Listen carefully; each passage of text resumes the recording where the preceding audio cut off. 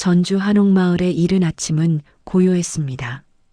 김경희는 새벽 5시 반에 일어나 마루를 쓸고 장독대 뚜껑을 열어 간장 숙성 상태를 확인했습니다. 64세 나이에도 그녀의 손놀림은 정확했고 하루의 시작은 언제나 같은 순서로 진행되었습니다. 아침 식사는 흰죽 한 그릇, 깍두기 서너 조각.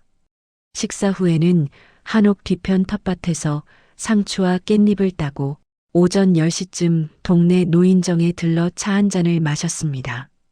규칙적인 삶이었습니다. 외롭지는 않았습니다. 다만 조용했습니다. 경희는 32살에 남편을 잃었습니다. 교통사고였습니다. 당시 아들 준호는 6살이었고 그녀는 손에 쥔 것이라고는 낡은 한옥 한 채와 근처 상가 건물 하나뿐이었습니다. 장례를 치르고 나서 경희는 울음을 멈추고 계산기를 꺼냈습니다. 월세 수입, 생활비, 학비. 숫자는 냉정했지만 그 냉정함이 그녀를 지탱해 주었습니다. 그녀는 아들을 서울로 보냈습니다. 좋은 대학, 좋은 직장. 준호는 기대를 저버리지 않았습니다. 광고회사에 입사했고 팀장이 되었습니다. 경희는 아들이 명절에 내려올 때마다 그의 명함을 조심스럽게 받아 서랍에 차곡차곡 쌓아두었습니다. 자랑하기 위해서가 아니었습니다. 확인하기 위해서였습니다. 자신이 잘 해냈다는 것을. 지난 5월 준호에게서 전화가 왔습니다. 엄마, 나 결혼해. 경희는 전화기를 든 손이 떨리는 것을 느꼈습니다. 기쁨이었습니다. 오래 기다린, 당연히 올 거라 믿었던 순간이었습니다. 그래. 누구랑? 회사 선배, 착하고 똑똑해. 이번 주말에 인사드리러 갈게. 경희는 그날부터 준비를 시작했습니다. 한옥의 먼지를 털어내고 장판을 새로 깔았습니다. 시장에 가서 제철 과일을 샀고 며느리감이 좋아할 만한 차를 골랐습니다. 그녀는 거울 앞에 서서 머리를 매만지다가 문득 생각했습니다. 이제 나도 누군가의 시어머니가 되는구나. 그것은 새로운 이름이었습니다. 어머니에서 시어머니로. 경희는 그 이름이 조금 무겁게 느껴졌지만 동시에 자연스러운 전환이라고 여겼습니다. 주말이 왔고 준호는 약혼자 유나를 데려왔습니다. 유나는 예뻤습니다. 키가 크고 옷을 잘 입었으며 말투는 세련되었습니다. 경희는 그녀에게 차를 따르며 조심스럽게 물었습니다. 부모님은 어디 사세요? 강남이요. 아버지는 사업하시고 어머니는 집에 계세요. 형제는? 오빠 하나 있어요. 미국에 있고요. 대화는 짧았습니다. 경희는 더 묻지 않았습니다. 유나는 차를 한 모금 마시더니 핸드폰을 꺼내 화면을 경희에게 보여주었습니다. 어머님, 이게 저희 청첩장이에요. 모바일로 발송할 거예요. 경희는 안경을 쓰고 화면을 들여다보았습니다. 화면은 밝고 화려했습니다. 준호와 유나의 사진, 예식 날짜와 장소, 축의금 계좌번호. 경희는 천천히 화면을 내리며 가족 속의 항목을 찾았습니다. 그곳에는 이렇게 적혀 있었습니다. 아버지 박종민, 어머니 윤정숙. 경희는 눈을 깜빡였습니다. 다시 한번 화면을 내렸습니다. 그리고 그녀는 그것을 보았습니다. 화면 맨 아래 특별 감사 항목. 웨딩홀 이름, 영상업체 이름, 메이크업 아티스트 이름 아래에 작은 글씨로 김경희 이름만 있었습니다. 호칭도 설명도 없었습니다.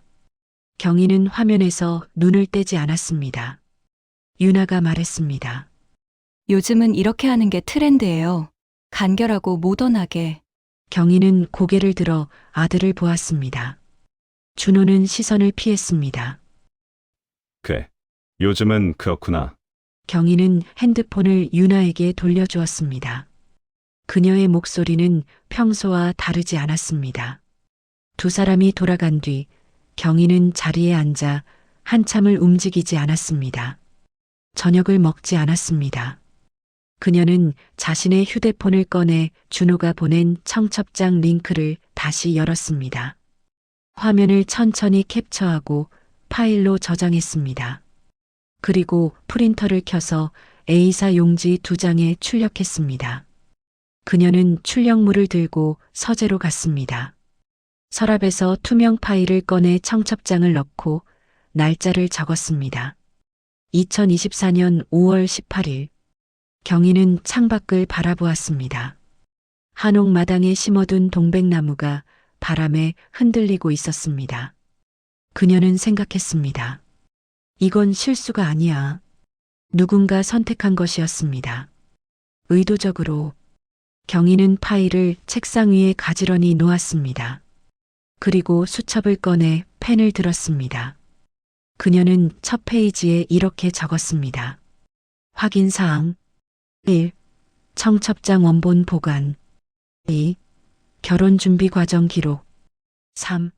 예식 당일 좌석 및 진행 순서 확인.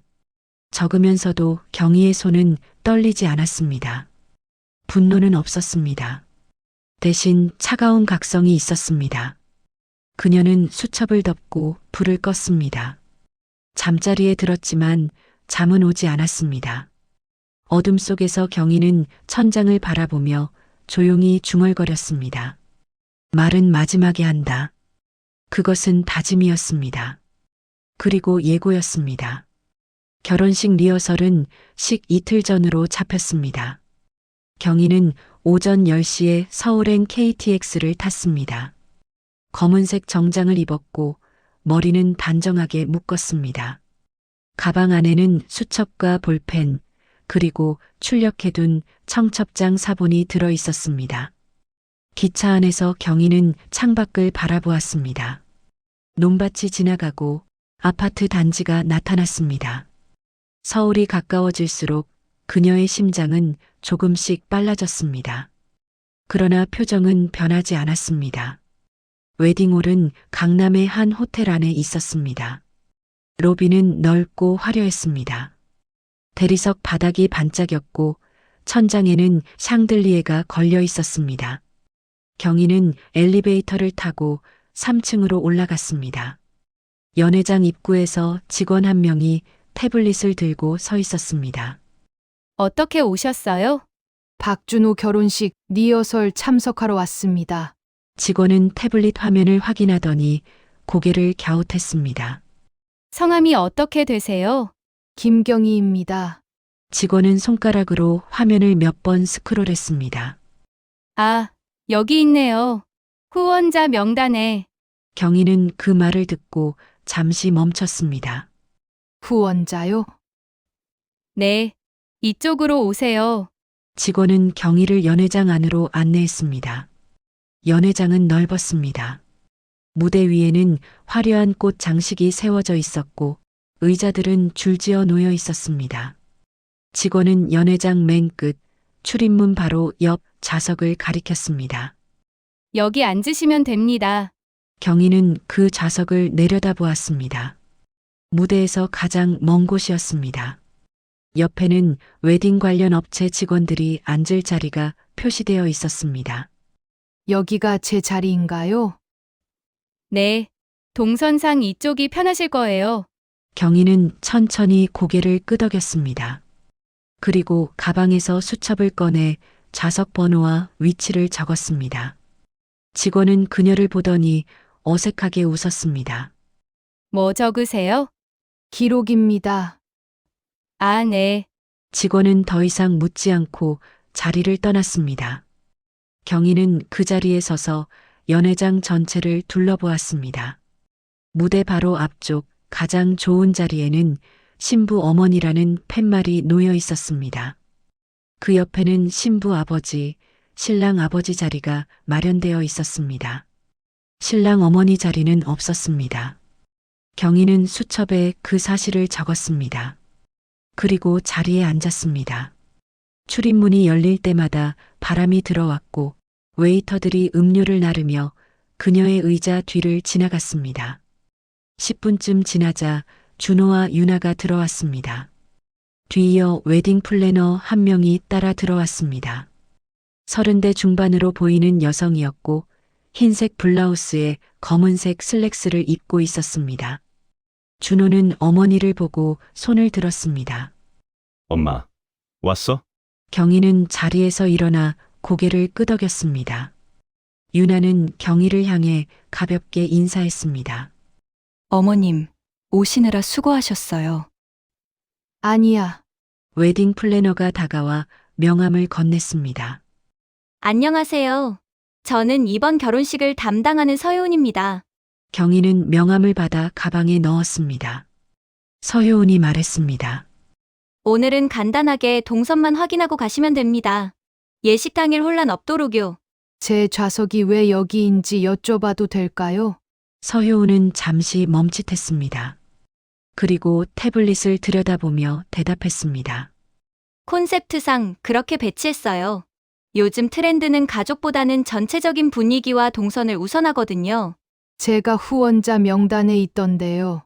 아, 그건 명단 정리하면서 생긴 착오 같네요. 서효은은 웃었지만 사과는 하지 않았습니다. 경희는 더 묻지 않았습니다. 대신 수첩을 꺼내 서효은의 이름과 소속을 적었습니다. 서효은은 그 모습을 보며 표정이 굳었습니다. 뭐 하시는 거예요? 기록합니다. 나중에 필요할 수 있으니까요. 무슨 기록을요? 경희는 대답하지 않았습니다. 준호가 끼어들었습니다. 엄마, 괜찮아. 자리 같은 거 중요한 거 아니잖아. 경희는 아들을 바라보았습니다. 준호는 시선을 피했습니다.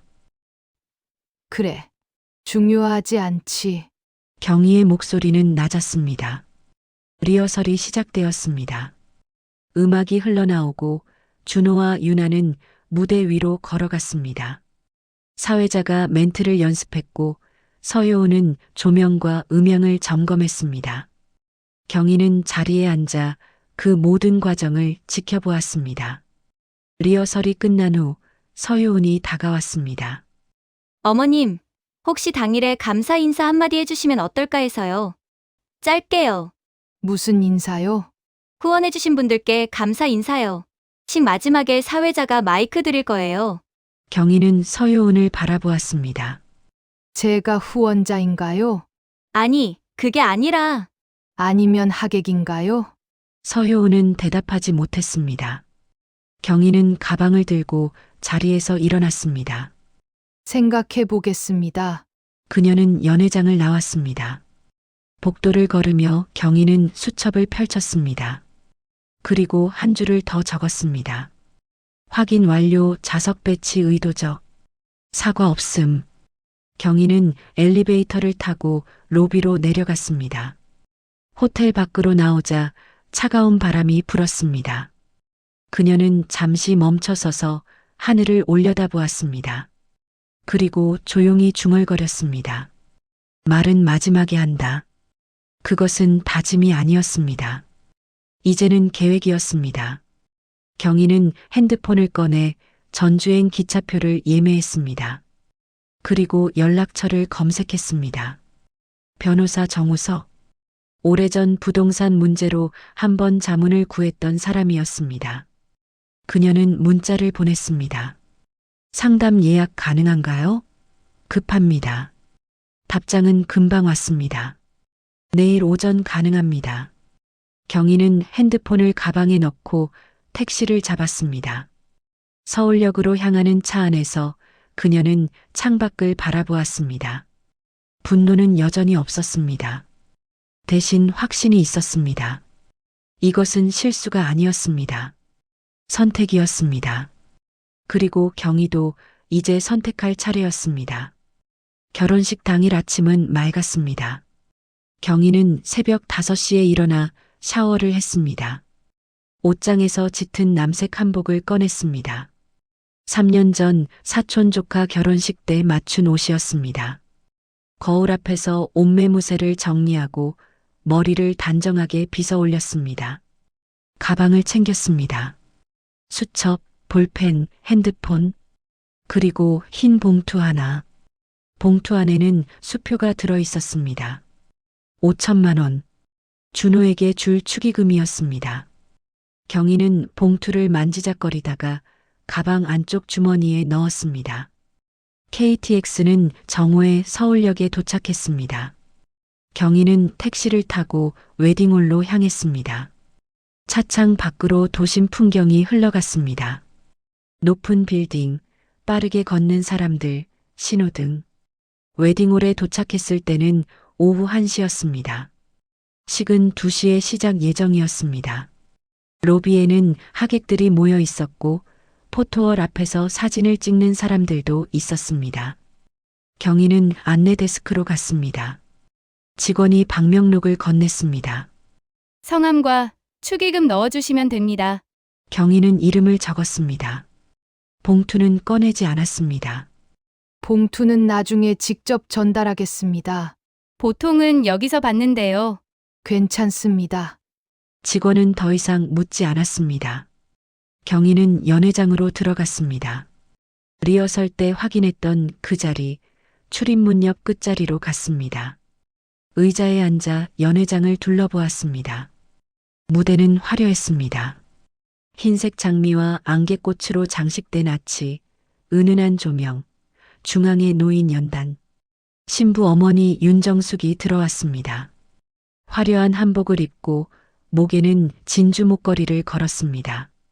그녀는 무대 바로 앞 지정석에 앉았습니다.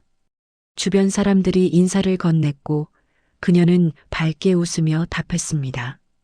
경희는 그 모습을 조용히 바라보았습니다. 오후 2시 식이 시작되었습니다. 음악이 흘러나왔습니다. 하객들이 자리에 앉았고 조명이 어두워졌습니다. 신랑 신부가 입장했습니다. 준호는 턱시도를 입었고 유나는 순백의 드레스를 입었습니다. 두 사람은 무대 위로 걸어가 나란히 섰습니다. 사회자가 멘트를 시작했습니다. 오늘 이 자리를 빛내주신 하객 여러분께 감사드립니다. 식은 순조롭게 진행되었습니다. 주례사, 성혼 선언, 축가. 경희는 자리에 앉아 모든 것을 지켜보았습니다. 그녀의 얼굴에는 아무런 표정이 없었습니다. 식이 거의 끝나갈 무렵 사회자가 말했습니다. 이제 특별히 이 자리를 후원해주신 분들께 감사 인사를 드리는 시간을 갖도록 하겠습니다. 경희의 이름이 호명되었습니다. 김경희 여사님, 나오셔서 한 말씀 부탁드립니다. 하객들이 고개를 돌려 경희를 보았습니다. 경희는 천천히 자리에서 일어났습니다. 무대로 걸어가지 않았습니다.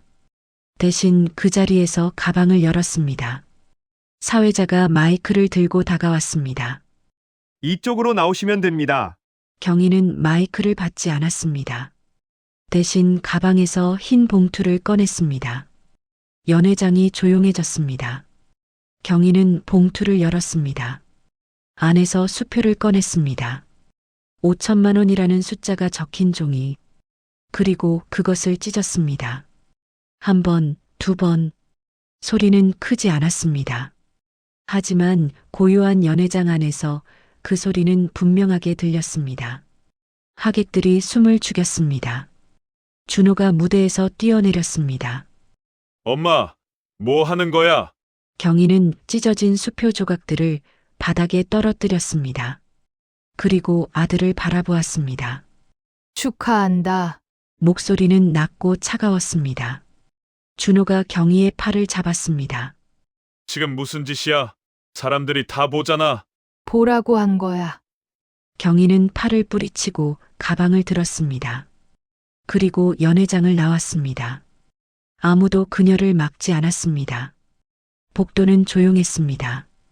경희는 엘리베이터를 타고 로비로 내려갔습니다. 밖으로 나오자 차가운 바람이 얼굴을 스쳤습니다. 택시를 잡아 서울역으로 향했습니다. 기차표를 끊고 대합실 의자에 앉았습니다. 핸드폰이 울렸습니다. 준호였습니다. 경희는 전화를 받지 않았습니다. 전주행 기차가 출발했습니다. 경희는 창밖을 바라보았습니다. 서울이 멀어졌습니다. 그녀의 손은 떨리지 않았습니다. 그날 밤 유나의 SNS에 영상이 올라왔습니다. 제목은 이랬습니다. 결혼식 날 돈을 찢어버린 시어머니. 영상은 편집되어 있었습니다. 경희가 수표를 찢는 장면, 준호가 당황하는 모습, 하객들의 놀란 표정, 그리고 자막이 달렸습니다. 처음부터 결혼을 반대하셨던 분, 결국 식장에서 이런 일을. 영상은 빠르게 퍼졌습니다. 경희는 그 영상을 보았습니다. 한옥 거실에 앉아 핸드폰 화면을 들여다보며 그녀는 영상을 끝까지 봤습니다. 그리고 핸드폰을 내려놓았습니다. 분노는 없었습니다. 놀라움도 없었습니다. 대신 확신이 있었습니다. 이제 시작이구나. 경희는 서재로 갔습니다. 서랍을 열고 투명 파일을 꺼냈습니다. 청첩장 출력물, 리허설 때 적은 메모, 자석 배치도, 그리고 새로운 메모를 추가했습니다. SNS 영상 업로드 일시 2024년 6월 15일 오후 11시 47분. 영상 길이 1분 32초. 편집 여부 확인 필요. 경희는 파일을 책상 위에 놓았습니다. 그리고 명함 한 장을 꺼냈습니다. 변호사 정우석. 다음 날 아침 경희는 전화를 걸었습니다. 원본 영상을 확보해야 합니다. 가능합니다. 웨딩홀 측에 요청하면 됩니다. 얼마나 걸리나요? 일주일 정도요. 빨리 부탁합니다. 경희는 전화를 끊었습니다. 그리고 수첩을 폈습니다. 첫 페이지에 한 줄을 적었습니다. 진실은 편집되지 않는다. 그것은 믿음이었습니다. 그리고 무기였습니다. 일주일이 지났습니다. 경희는 매일 아침 같은 시간에 일어나 마루를 쓸고 장독대를 확인했습니다. 규칙적인 일상은 계속되었습니다. 달라진 것은 하나뿐이었습니다. 핸드폰을 더 자주 확인하게 되었다는 것. SNS의 영상은 계속 퍼졌습니다. 조회수는 10만을 넘었고 댓글은 수백 개가 달렸습니다. 대부분 경희를 비난하는 내용이었습니다. 돈으로 사람 무시하네. 아들 창피하게. 저런 시어머니 누가 모시고 살아. 경희는 댓글을 하나하나 읽었습니다. 표정은 변하지 않았습니다. 준호에게서 전화가 왔습니다. 경희는 받지 않았습니다. 문자가 왔습니다. 엄마, 왜 이러는 거예요? 영상 좀 내려달라고 말해주세요. 경희는 답장하지 않았습니다. 대신 변호사 정우석에게 전화했습니다. 영상은 확보했나요? 네. 웨딩홀에서 원본을 받았습니다. 언제 볼 수 있나요? 지금 보내드리겠습니다. 경희는 노트북을 켰습니다. 이메일을 확인했습니다. 영상 파일이 첨부되어 있었습니다. 재생 버튼을 눌렀습니다. 원본 영상은 길었습니다. 15분 분량. 식 전체가 담겨 있었습니다.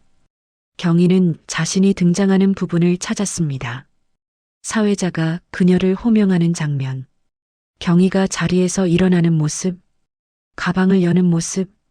그리고 그 이전 장면이 있었습니다. 사회자가 말합니다. 특별히 후원해 주신 분들께 감사 인사를 드립니다.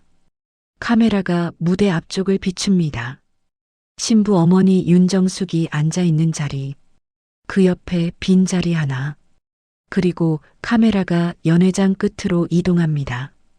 출입문 옆 경희가 앉아 있는 자리. 경희는 영상을 멈췄습니다. 다시 재생했습니다.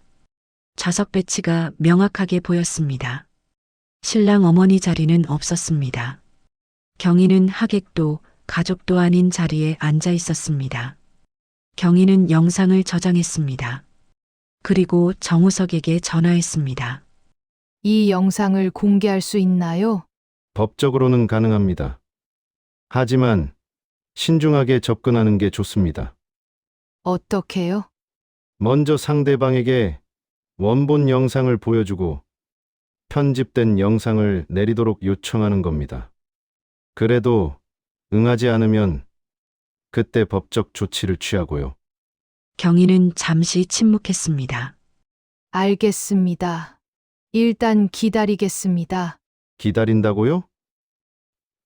네. 조금 더 지켜보겠습니다. 경희는 전화를 끊었습니다. 이틀 후 변화가 시작되었습니다. 누군가 SNS에 글을 올렸습니다. 결혼식에 참석했던 하객이었습니다. 그날 현장에 있었는데 영상이 이상하게 편집된 것 같아요. 신랑 어머니 자리가 따로 없었고 맨 뒷자리에 앉아 계셨어요. 뭔가 앞뒤가 안 맞는 느낌. 댓글이 달렸습니다. 그게 무슨 상관이에요? 돈 찢은 건 사실이잖아요. 자리가 어디든 저렇게 할 이유는 없죠. 하지만 의심의 목소리도 생겼습니다. 근데 진짜 왜 맨 뒷자리에 앉아 계셨대요? 원본 영상 있으면 보고 싶네요. 경희는 그 글들을 조용히 읽었습니다. 사흘 후 또 다른 하객이 증언했습니다. 저도 그날 있었는데 사회자가 후원자라고 소개했어요. 신랑 어머니를 후원자라고 부르는 게 이상하다고 생각했어요. 여론이 조금씩 흔들렸습니다. 일주일 후 웨딩홀 측에서 공식 입장을 발표했습니다. 해당 결혼식의 좌석 배치 및 진행 과정에서 일부 부적절한 부분이 있었음을 인정합니다. 신랑 어머니께 깊은 사과를 드립니다. 유나의 SNS에서 영상이 내려갔습니다. 그러나 이미 퍼진 영상은 다른 곳에 남아 있었습니다. 댓글의 분위기가 바뀌기 시작했습니다. 경희는 여전히 아무 말도 하지 않았습니다. 인터뷰 요청이 몇 건 들어왔지만 모두 거절했습니다. 대신 그녀는 서재로 갔습니다. 서랍에서 서류 몇 장을 꺼냈습니다. 유언장, 부동산 등기부, 통장 사본. 정우석에게 전화했습니다. 자산 구조를 변경하고 싶습니다. 어떻게요? 재산의 3분의 2는 노인 주거 지원 재단에 3분의 1은 장학 사업에 기부하겠습니다. 나머지는요? 아들에게 줍니다. 단 조건부로요. 조건이 뭡니까? 10년 후 재검토합니다. 그동안 그가 어떻게 사는지 지켜본 후 결정하겠습니다. 정우석은 잠시 침묵했습니다. 알겠습니다. 서류 준비하겠습니다. 경희는 전화를 끊고 창밖을 바라보았습니다. 한옥 마당의 동백나무에 새잎이 돋아나고 있었습니다. 복수는 아니었습니다. 이것은 정리였습니다. 그리고 경계였습니다. 경희는 수첩을 펼쳤습니다. 마지막 페이지에 한 줄을 적었습니다. 존엄은 되찾는 것이 아니라 지켜내는 것이다. 그것은 깨달음이었습니다. 그날 저녁 경희는 마루에 앉아 차를 마셨습니다. 핸드폰이 울렸습니다. 준호였습니다. 이번에는 받았습니다. 엄마, 준호의 목소리는 떨렸습니다. 미안해. 경희는 대답하지 않았습니다. 내가 잘못했어. 엄마 자리를 제대로 챙기지 못했어. 유나한테도 말 안 했고, 다 내 책임이야. 알고 있어. 엄마, 다시 시작할 수 없을까? 경희는 찻잔을 내려놓았습니다. 내가 준비되면 오너라. 그때 얘기하자. 알겠어. 전화가 끊겼습니다. 경희는 다시 차를 마셨습니다. 창밖으로 별이 보였습니다. 그녀는 혼자 중얼거렸습니다. 아직은 아니야. 하지만 언젠가는. 그것은 희망이었습니다. 작지만 분명한. 석 달이 흘렀습니다.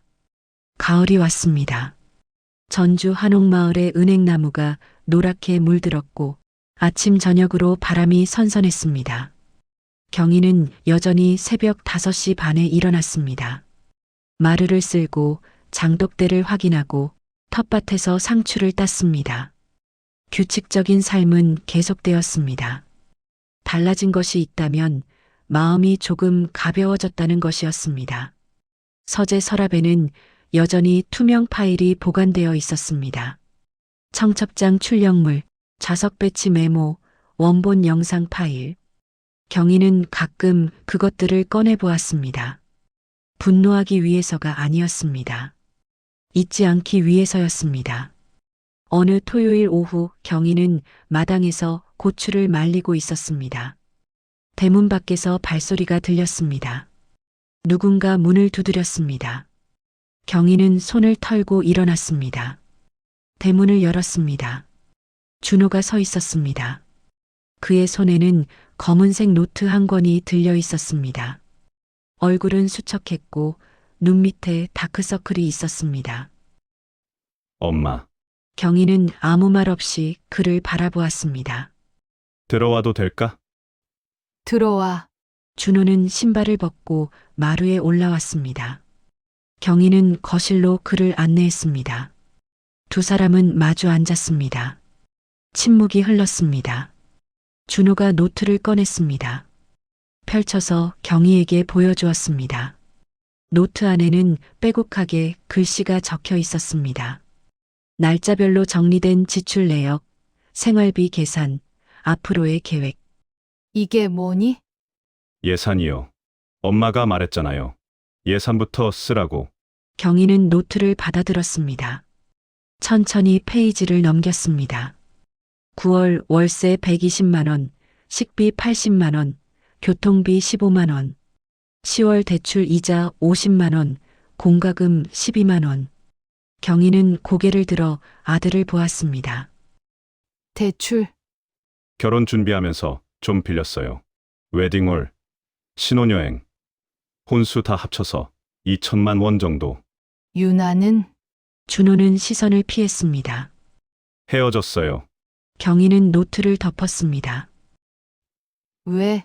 제 잘못이에요. 결혼 준비하면서 엄마 자리를 제대로 챙기지 못했고, 유나도 그걸 이상하게 생각하지 않았어요. 둘 다 잘못했죠. 그래서? 영상 편집 문제로 크게 싸웠어요. 저는 원본 영상을 보고 뭐가 잘못됐는지 알았는데, 유나는 그게 왜 문제냐고 하더라고요. 결국 끝냈어요. 준호는 주먹을 쥐었습니다. 엄마, 미안해요. 진심으로. 경희는 한참 동안 아들을 바라보았습니다. 미안하다는 말은 이미 들었어. 그럼 뭘 해야 해요? 경희는 노트를 돌려주었습니다. 이걸 계속 써라. 한 달에 한 번씩. 그게 다요? 아니, 빚을 갚아라. 내 힘으로. 그리고 나한테 의지하지 마라. 준호는 고개를 숙였습니다. 할게요. 경희는 자리에서 일어났습니다. 부엌으로 가서 물을 끓였습니다. 찻잔 2개를 꺼내 차를 우렸습니다. 준호에게 한 잔을 건넸습니다. 마셔. 고마워요. 두 사람은 차를 마셨습니다. 창밖으로 해가 기울어가고 있었습니다. 준호가 물었습니다. 엄마, 어디서부터 다시 시작해야 해? 경희는 찻잔을 내려놓았습니다. 예산부터 써라. 내가 무엇을 가지고 있고 무엇을 쓸 수 있는지 알아야 해. 그 다음에는 계획을 세워라. 1년 후, 3년 후, 5년 후. 그럼 엄마는 언제쯤? 내가 준비되면 그때 다시 얘기하자. 준호는 고개를 끄덕였습니다. 알겠어요. 그는 차를 다 마시고 일어났습니다. 노트를 가방에 넣었습니다. 이제 갈게요. 그래. 준호는 대문까지 걸어갔습니다. 돌아서서 한 번 더 고개를 숙였습니다. 엄마, 정말 미안해요. 그리고 고마워요. 경희는 대답하지 않았습니다. 대신 손을 들어 가볍게 흔들었습니다. 준호가 떠난 후 경희는 마당에 앉아 하늘을 올려다보았습니다. 구름이 천천히 흘러갔습니다. 그녀는 생각했습니다. 용서는 아직 아니었습니다. 하지만 기회는 주었습니다. 회복은 하루아침에 오지 않았습니다. 하지만 시작은 되었습니다. 경희는 서재로 돌아갔습니다. 투명 파일을 꺼내 마지막 페이지를 펼쳤습니다. 그리고 한 줄을 더 적었습니다. 어머니의 자리는 감정이 아니라 원칙 위에 세워진다. 그것은 결론이었습니다. 저녁이 되었습니다. 경희는 혼자 밥을 먹었습니다. 텃밭에서 딴 상추를 쌈으로 싸먹고 된장찌개 한 그릇을 비웠습니다. 설거지를 하고 마루에 앉았습니다. 마당의 동백나무가 바람에 흔들렸습니다. 핸드폰이 울렸습니다. 문자였습니다. 준호였습니다. 엄마, 집 잘 들어갔어요. 노트 계속 쓸게요. 다음 달에 또 들를게요. 경희는 문자를 읽고 답장을 보냈습니다. 그래. 조심해라. 짧은 문장이었습니다. 하지만 그 안에는 많은 것이 담겨 있었습니다. 경희는 핸드폰을 내려놓고 밤하늘을 올려다보았습니다. 별이 하나둘 떠올랐습니다. 그녀는 중얼거렸습니다. 존엄은 되찾는 게 아니라 지켜내는 거야. 그것은 교훈이었습니다. 그리고 약속이었습니다. 시간이 흐를 것입니다.